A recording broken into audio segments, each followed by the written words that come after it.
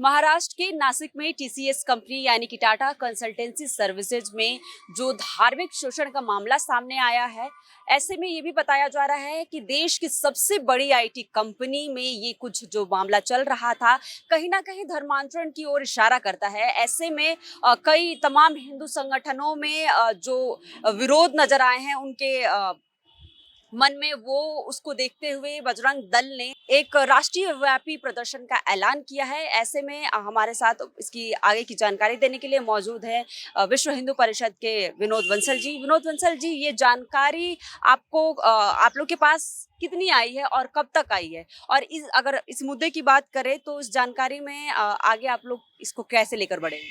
देखिए, सिर्फ टीसीएस नहीं है। टीसीएस के अलावा अनेक विप्रो है, इसके अलावा आपका टेक महिंद्रा है। ऐसी दर्जन भर से अधिक मल्टीनेशनल आईटी कंपनियां ऐसे धर्मांतरकारी षड्यंत्रों को ये शिकार हो चुकी हैं। और वहाँ पर हिंदू समाज के लोग जो वहाँ पर काम करते हैं, डेडिकेशन के साथ में कंपनी के लिए और देश के लिए जो सेवाएं दे रहे हैं, उन सेवकों के ऊपर एक गहरा कुठाराघात अंदर से निकल के सामने आ रहा है। और कई सारी बड़ी कंपनियां हैं जो इसमें इन्वॉल्व हैं।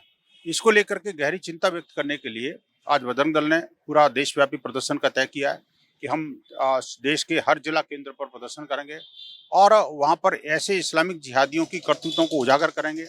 ऐसी चीज़ें रुकनी चाहिए। उनके सारे जितने भी कॉरपोरेट जगत की या जो बड़ी कंपनियां हैं, जो इंस्टीट्यूशंस हैं, उनके अंदर जो लव जिहाद और धर्मांतरण के जो अड्डे चल रहे हैं, उन पर अविलंब रोक लगनी चाहिए। देखिए, केजीएमयू वाला मामला हो या जो अल-फलाह यूनिवर्सिटी का मामला हो या फिर जो ये जो टीसीएस का मामला हो, टेक महिंद्रा हो, विप्रो हो और अभी वो जो लेंसकार्ट जैसी कंपनी के अंदर भी इस तरह की बातें आई हैं। तो ऐसी बहुत सारी कंपनियां हैं जिनमें कि कई तो लेंसकार्ट की तो मैंने देखा कि एचआर पॉलिसी इस बात को कहती है कि आप कलावा नहीं बांध सकते। और ऐसी बहुत सारी चीज़ें जो मैं अभी इसका स्टडी कर रहा हूँ। तो आखिरकार ये सब चीज़ें कब तक चलेंगी? क्या देश के हिंदुओं को रहने का अधिकार नहीं है? आप काम के नाम पर, करियर के नाम पर उनका शोषण करोगे क्या? ये सब चीज़ें नहीं चलेंगी अभी। धर्मांतरणकारी गैंग से इन कंपनियों को परहेज़ करना पड़ेगा। साथ ही साथ इस तरह का जो भेदभावपूर्ण नीति जो चल रही है, उनके विरुद्ध भी इनको कार्रवाई करनी चाहिए। और साथ ही साथ हम ये कहेंगे कि देखिए, हमारे जिस कॉर्पोरेट जगत को बदनाम करने की षड्यंत्र इन इस्लामिक जिहादियों के द्वारा चल रहे हैं, हमें लगता है कि अब समय आ गया, इनके पूर्ण बहिष्कार की आवश्यकता है। इनकी प्रॉपर स्क्रीनिंग होनी चाहिए, हमारी एक क्लियर पॉलिसी होनी चाहिए और हिंदू जो बेटियां बेटे जो वहाँ पर काम कर रहे हैं, उनकी सुरक्षा के लिए भी, उनके स्वाभिमान के लिए भी, उनकी धर्म की रक्षा के लिए भी कुछ न कुछ ऐसी व्यवस्था होनी चाहिए कि ये इस्लामिक जिहादी दोबारा से किसी को अपना शिकार न बनाने पाए। अभी जो इस तरह से अमरावती की घटना घटी है, अमरावती में बड़ा बीभत्स एक सेक्स रैकेट पकड़ा गया। वहाँ पर जो इस्लामिक जिहादी गैंग जो चल रहा था, वो गैंग जो है, वो मैं उसको इस्लामिक सेक्स गैंग कहता हूँ। वो गैंग लगातार कितनी सारी मतलब 150 से ज़्यादा जो है ऐसे केसेस पकड़े गए और मतलब कई सारी बेटियों को उनको चिन्हित भी कर लिया उन्होंने। 350 के करीब वीडियो वहाँ पर उसके सामने उससे बरामद हुए हैं। ये कहाँ तक आखिरकार जाएगा मामला? और फिर अगर कोई ये कहता है कि हम इसका बहिष्कार करेंगे तो इनको इस्लामोफोबिया नजर आता है। यही तो कारण है कि बार बार हिंदू समाज अपने मंदिरों, तीर्थ स्थलों, तीर्थ यात्राओं में इन जिहादियों के प्रवेश को प्रतिबंधित करने के लिए विचार करने को मजबूर होना पड़ रहा है। और वही कारण है कि अब हम ये कह रहे हैं कि कॉर्पोरेट जगत से भी इनको इनको कॉर्पोरेट जगत को भी सोचना पड़ेगा इनके बारे में कि आखिरकार इनको पनाह दें या न दें।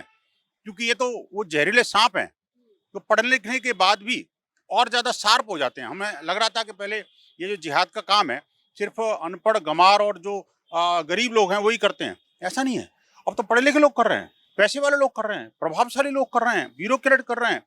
आप देखिए कि देश के उपराष्ट्रपति थे, 2 टेन्योर उन्होंने पूरे किए और जाते-जाते उन्होंने क्या बात कह दी कि इस्लाम जो मुसलमान जो है यहाँ पर पीड़ित है, परेशान है। तो ये जो इनकी मानसिकता है ना, जो मन में जो कीड़ा है, एंटी हिंदू और एंटी देश, एंटी भारत जो कीड़ा है, वो कहीं न कहीं बीच में कभी-कभी उठ के सामने आ जाता है। इन सब चीज़ों से समाज को बच के रहना पड़ेगा। हिंदू समाज से भी हम अपील कर रहे हैं कि ऐसे षड्यंत्रकारी गैंग से सावधान रहे। सिक्योरिटी फोर्सेस और लॉ एनफोर्सिंग एजेंसीज हैं, उन सबको भी इस बारे में चौकन्ना रहना पड़ेगा और कॉर्पोरेट जगत इंस्टीट्यूशंस को भी अपने-अपने यहाँ पर अपनी पॉलिसीज़, अपने जो विज़न है और जो विजिल है, उसको बढ़ाना पड़ेगा। जैसे आपने कहा कि कॉरपोरेट सेक्टर को इससे बचना होगा, ऐसे लोगों को मतलब इग्नोर करना होगा और आपने कहा कि पहले लगता था कि हमें अनपढ़ गँवार लोग ये करते हैं जिहाद वाला काम, लेकिन पढ़े लिखे लोग भी जिहाद का काम कर रहे हैं। तो कैसे पता कर सकते हैं, कैसे अंदाज़ा लगाया जा सकता है कि जिहादी कौन है और जिहादी कौन नहीं है? क्योंकि नाम से ये कैसे क्लियर होगा? नहीं देखिए, अब तो सब चीजें एक्सपोज हो रही हैं, धीरे धीरे करके सबको पता लग रहा है कि आखिरकार क्या है, कैसे है। मुझे बताने की आवश्यकता नहीं है। जिस तरह की कुछ तो कंपनियों की पॉलिसी इस तरह की बनी, उन पॉलिसियों को रिव्यू करना पड़ेगा आपको। वर्क प्लेस पर हिंदू युवक युवतियों के लिए भी वो एक ट्रांसपेरेंट बिहेवियर का एक पैटर्न अपनाना पड़ेगा। तीसरी बात ये कि अगर इस्लामिक जिहादियों का बहिष्कार करना पड़ेगा। मैं कहूँगा कि जिहादियों को रखने की जरूरत नहीं, उनको इस्लामिक जिहादियों का पूर्ण बहिष्कार करना पड़ेगा। तभी आप सुरक्षित और प्रोग्रेसिव बन सकते हो। क्योंकि जब तक ये रहेंगे, ये दकियानुसी मानसिकता के साथ कंपनी को चलाएंगे, तो कंपनी नहीं चल पाएगी। ये कई जगह से हमने देखा है। ये जो है ना, नाम के ये जो सांप हैं, वो कहीं भी घुस जाते हैं, कुछ दिनों तक दूध पीते हैं, फिर उसके बाद में फन फैला देते हैं। तो इसलिए इनसे सावधान रहना पड़ेगा। तो क्या सारे मुसलमान को कंपनियों में नौकरी नहीं देना चाहिए या सारे मुसलमान जिहादी होते हैं? क्या कहना चाहिए? नहीं, हम ये कह रहे हैं कि इस्लामिक जिहादी, अतिवादी और आतंकी मानसिकता के लोग, धर्मद्रोही, हिंदू द्रोही मानसिकता के लोग, और जो भारत माता नहीं मानते, उसको देवभूमि पितृभूमि नहीं मानते, संस्कृति का उपहास उड़ाते हैं, उनका मखौल उड़ाते हैं और धर्मांतरण की गैंग चलाते हैं, लव जिहाद के मानसिकता से कंपनियों में प्रवेश करते हैं। अभी देखिए कि किस तरह से झांसी के पास में एक बड़ा रैकेट ट्यूशन का पकड़ा गया है। जो पढ़े लिखे लड़के नहीं थे, वो भी ट्यूशन सेंटर में एडमिशन लेते हैं। एडमिशन लेने के बाद में हिंदू लड़कियों को बरगलाते हैं और उनको फंसाते हैं। उसके बाद उनका सेक्सुअली हरेसमेंट करते हैं, वीडियो बनाते हैं और उनको अल्टीमेटली धर्मांतरण के लिए मजबूर करते हैं। ऐसी एक नहीं है, कई तरह की जिहादी घटनाएं।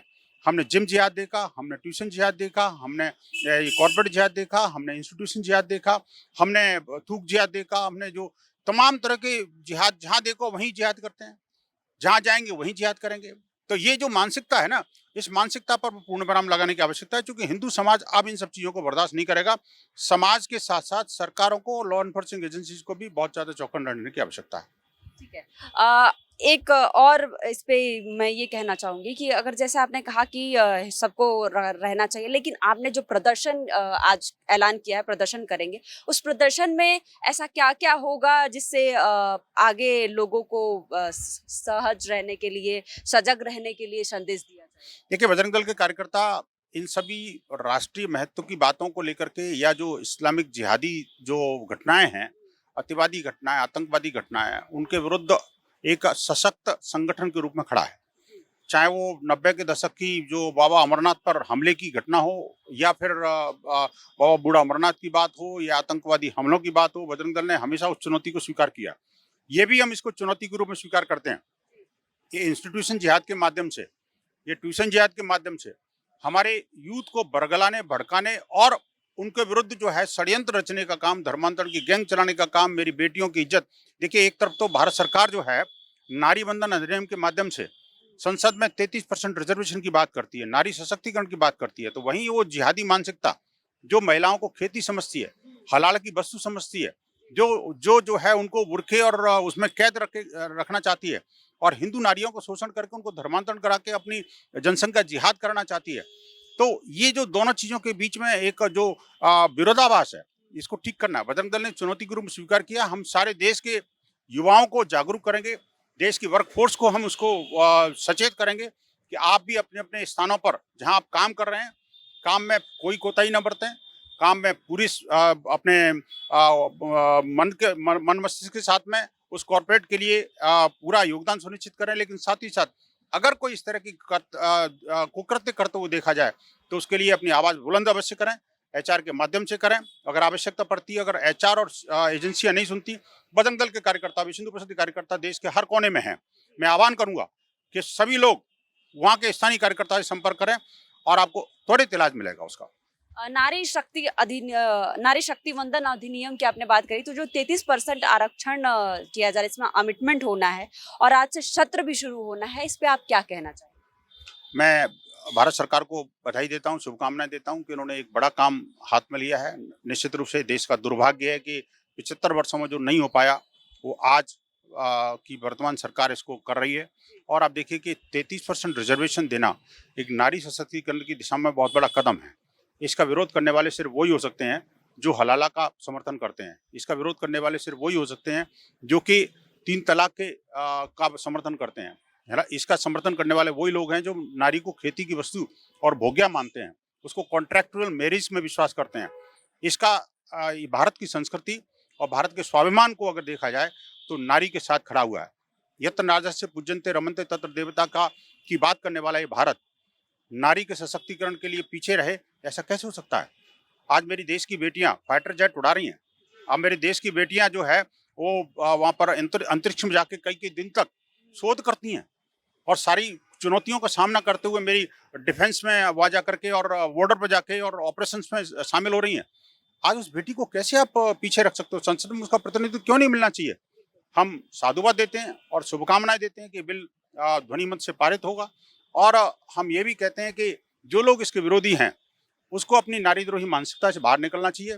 एक स्वर के साथ में इस नारी की वंदना करने के लिए मैं कहता हूँ आना चाहिए। मैं कृतज्ञतापूर्वक राष्ट्र को नमन करता हूँ कि नारी को ये जो सम्मान दिया जा रहा है वो वास्तव में भारत का सम्मान है, भारतीय मान्यताओं, भारत जीवन मूल्यों का सम्मान है।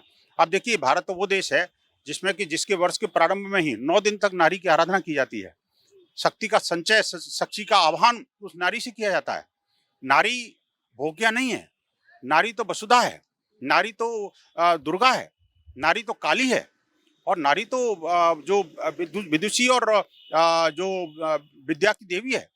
तो ऐसी नारी को कैसे बंधन में रख सकते हैं ये समझ में नहीं आता। अभी तक क्यों बंधन में थी ये भी समझ में नहीं आता। अब मुझे लगता है कि इस बारे में आगे बढ़ेंगे और इसके लिए शुभकामनाएं। एक और आखिरी सवाल यह है कि क्या जिस तरीके से राहुल गांधी या कांग्रेस पार्टी की तरफ से कहा जा रहा है था कि अभी जो बिल आया, लास्ट जो सत्र चल रहा था, कि इस बिल को इसी में बढ़ा के सत्र को इसी में पारित करवा दिया जाए, अलग से कुछ इसका विषय ना रखा जाए, यहीं पे जो करना है कर लिया जाए, तो सवाल उठा रही है इस बिल पे, तो इस पे आप क्या कहना चाहेंगे? कौन सा डिलिमिटेशन की बात कर रहे हैं क्या आप? देखिए वो सब बातें संसदीय परंपरा का हिस्सा है, सरकार और विपक्ष को मिलकर तय करना है। लेकिन हमें लगता है कि अभी विषय नारी बंधन का है, नारी की वंदना करनी चाहिए। ये देश नारी की वंदना करता चला आया है और इसका विरोध करने वाले नारी द्रोही कहे जाएंगे, ऐसा लग रहा है। जैसा कि आपने देखा हमारे साथ विनोद जी मौजूद थे और इन्होंने कहा कि जिहादी मानसिकता के लोगों को नहीं देना चाहिए मौका कहीं भी, क्योंकि ऐसे कई तमाम कंपनियां हैं, सिर्फ टीसीएस नहीं है, विप्रो हो गई, विप्रो का भी नाम लिया इन्होंने, तो ऐसी कई बड़ी बड़ी आईटी कंपनियां हैं और इनमें सुधार की ज़रूरत है एक बार, क्योंकि हमारे देश की जो महिलाएं हैं और महाराष्ट्र में जो अमरावती में 180 लड़कियों के साथ वीडियो 350 मिले हैं और नए नए तरीके से उसको उजागर किया जा रहा है, सोशल मीडिया पे डाला जा रहा है, तो ये कहीं ना कहीं हमारे देश में रहने वाले लोगों की या हमारे देश की भी बदनामी है। और ऐसे मानसिकता के लोगों को नई कंपनी में, एक अच्छी कंपनी में नहीं रहने देना चाहिए या उसे तराश के लाना चाहिए, क्योंकि ऐसे कंपनी के साथ साथ हमारे देश में भी कई जगह पे या फिर लड़कियों के साथ ये जो कुछ हो रहा है, न्याय मिलना भी मुश्किल हो जाता है। तो ऐसे ही हमारे साथ बने रहिए। मैं आपके साथ नित्या सिंह, कैमरा पर्सन हिमांशु के साथ, RNI न्यूज़, दिल्ली।